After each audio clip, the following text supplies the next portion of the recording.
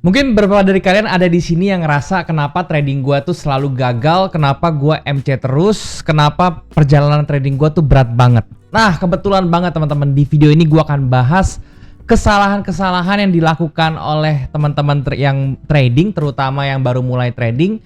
Ada 5 kesalahan yang mau gue bahas, dan ini penyebab utama ya, nomor 3 ini penyebab utama kenapa kalian tuh stagnan atau susah banget kayaknya mau trading ya. Jadi video ini cocok banget buat teman-teman yang ngerasa buntu dalam trading. Pastikan kalian nonton video ini sampai habis, oke? Nah, sebelum itu gue mau kasih tahu teman-teman, kalau misalnya kalian pengen trading forex tapi kalian belum punya broker, kalian bisa coba cek yang namanya Okta. Linknya sudah gue sediakan di bawah semuanya. Kalian tinggal klik link tersebut, kemudian kalian bisa daftar dan melakukan deposit dengan menggunakan kode promo buat dapat double deposit ya. Jangan lupa juga untuk download aplikasi Okta, karena di aplikasi tersebut ada banyak fitur yang bisa membantu kita dalam trading. Contohnya ada fitur yang namanya Space, isinya signals yang bisa jadi referensi kita, dan juga ada Okta Trade yang mana itu ada fitur AI-nya.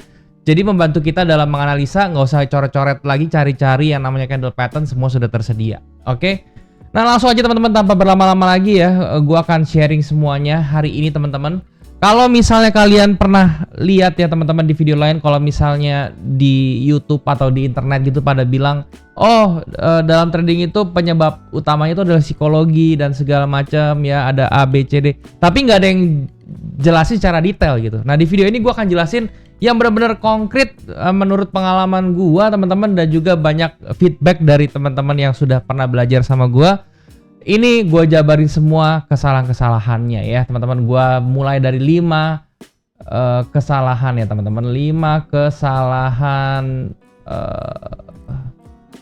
pemula aja gitu ya. Oke.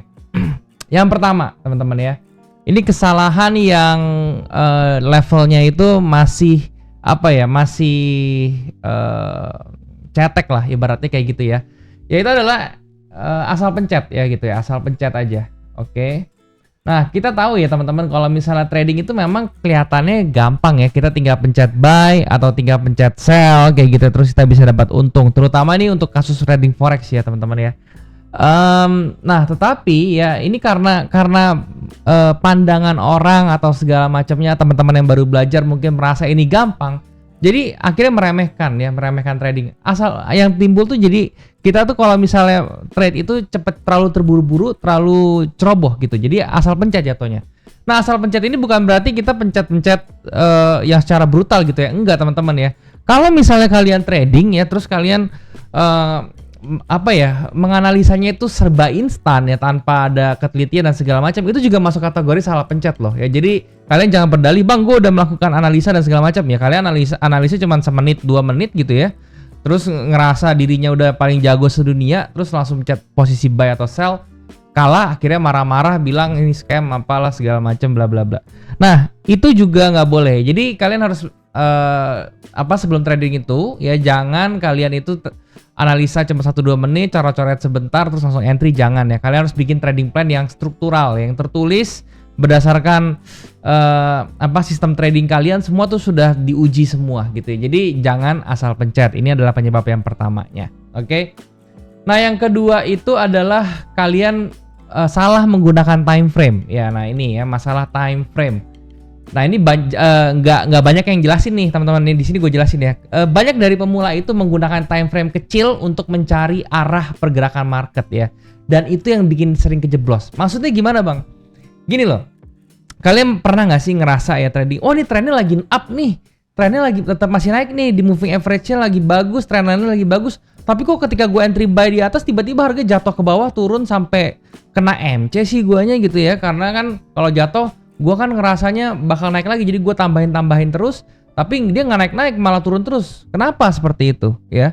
Nah, kalian lupa ngelihat time frame yang lebih gedenya. Kalian begitu lihat time frame gedenya, ternyata time frame gedenya itu arahnya masih downtrend.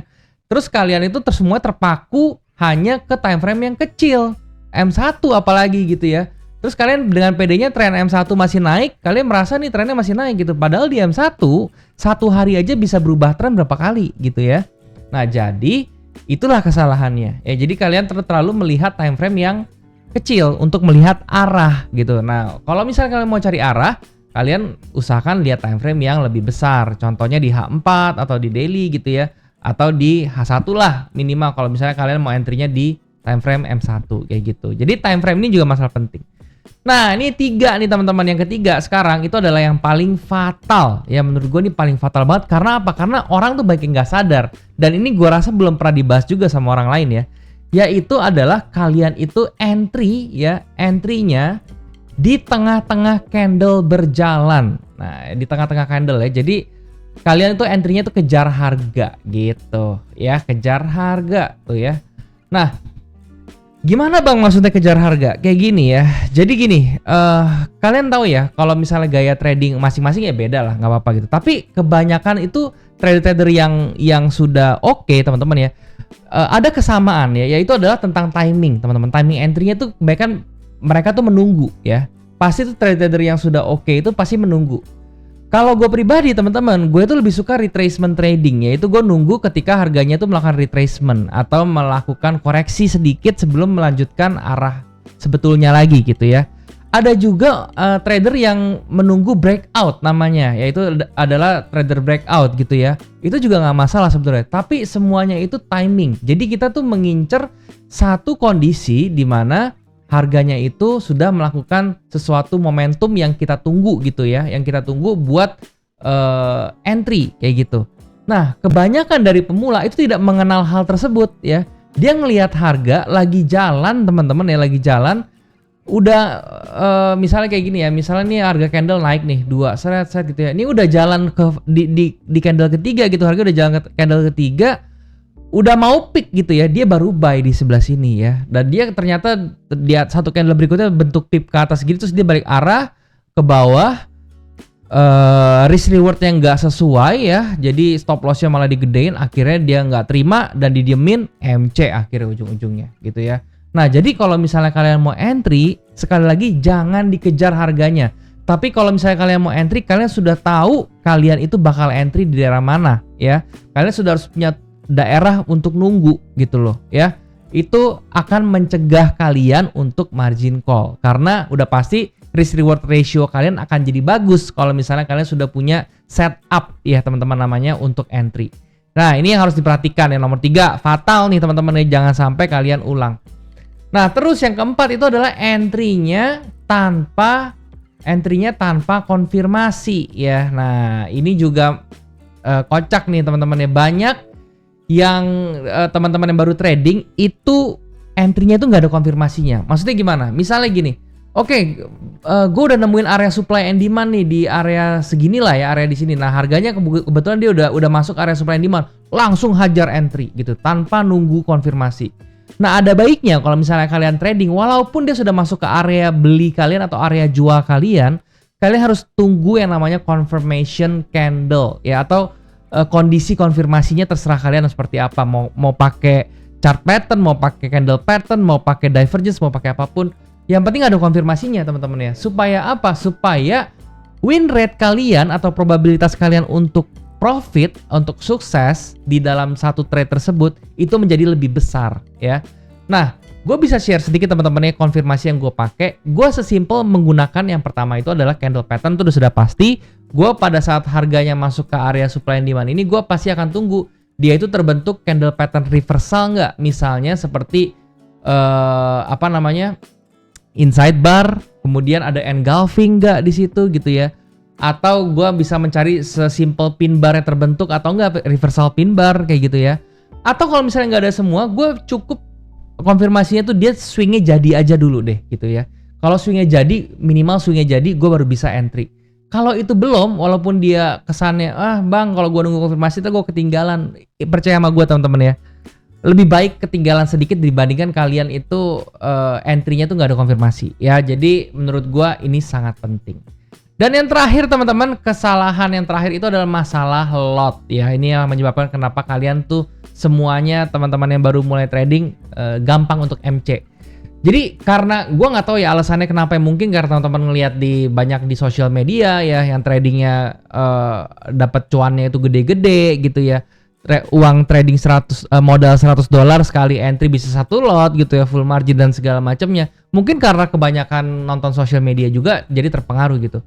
Yang pasti kalau misalnya teman-teman entry lotnya itu kegedean ya, misalnya $100 kalian entry satu lot, itu kalian akan hitungan menit gampang sekali MC ya. Tapi bang itu kalau misalnya di internet kok pada cuan segala macam. Percayalah teman-teman ya, hal-hal seperti itu tidak mudah untuk diulang.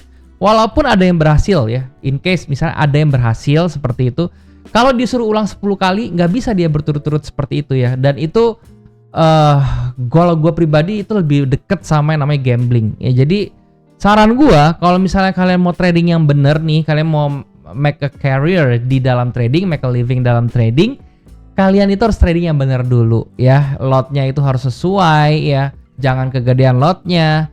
Kalau misalnya kalian pengen pendapatannya lebih besar, ya kalian gedein modalnya nanti. Kalau kalian sudah oke di satu titik, satu level yang oke gitu, kalian tinggal scaling aja modalnya ya. Oke, jadi itu adalah kesalahan-kesalahan yang bisa menyebabkan teman-teman semua itu margin call ya. Semoga yang gue sharing hari ini bisa membuka pikiran kalian, bisa menjadi sebuah sebuah obat lah ya untuk kalian yang masih mengalami hal tersebut. Oke? Itu aja teman-teman yang mau gue sharing hari ini. Semoga sekali lagi bisa bermanfaat untuk kalian, dan thank you sekali lagi buat kalian sudah nyempat nonton video ini. I'll see you in the next video. Bye bye.